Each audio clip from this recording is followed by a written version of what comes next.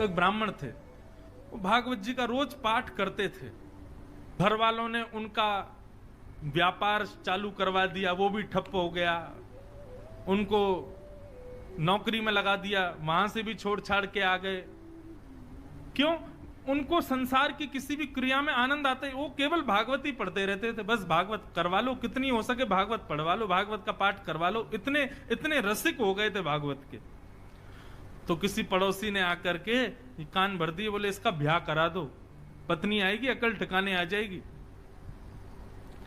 ब्राह्मण देवता पूरे दिन पाठ करते थे, पड़ोसियों ने आकर के घर वालों का इसका ब्याह करा दो, पत्नी आएगी, अपने आप पत्नी को प्रसन्न करने के लिए, बालकों को सुख सुविधा के लिए कर्म करना पड़ेगा, फिर तो करेगा कहीं व्यापार।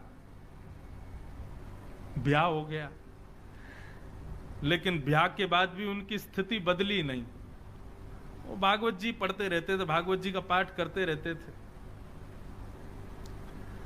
2-4 साल तक पत्नी ने सहा। कुछ दिन कहा, पत्नी ने कहा ये तो मानेंगे नहीं, अब घर चलाने के लिए कुछ तो करना, तो मैं ही करती हूं। तो 2-4 घरों में जाके रोटी बनाती थी, उनकी पत्नी ये काम करती थी।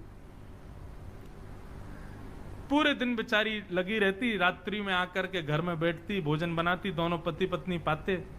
2 बालक भी हो गए, उनको भी विद्यालय में फीस वीस देना, जो भी करना सब पत्नी करती थी। एक दिन उस ब्राह्मण के घर पर कुछ संत पधारे, और संत भी ऐसे समय पर आए जिस समय पर घर का पूरी प्रसादी भोजन सब समाप्त हो चुकी थी, सब पा चुके थे। और संत आकर के सीधे आसन पर बैठ गए, बोले बिटिया लाओ कुछ प्रसादी पवाओ। अब प्रसादी तो कुछ थी नहीं, और कभी रसोई में जाए, कभी कहीं जाए, कभी कुछ करे, कभी कुछ करे, कोई योग्य कुछ भी साधन नहीं मिला। बार बार बिटिया को इधर से उधर भागते देख संत समझ गए कि हम गलत समय पे आ गए हैं, यहां पे अभी कोई व्यवस्था है नहीं। संत उठ गए, उठ करके बोले बिटिया महादेव की इच्छा होगी तो फिर कभी आएंगे, हाँ।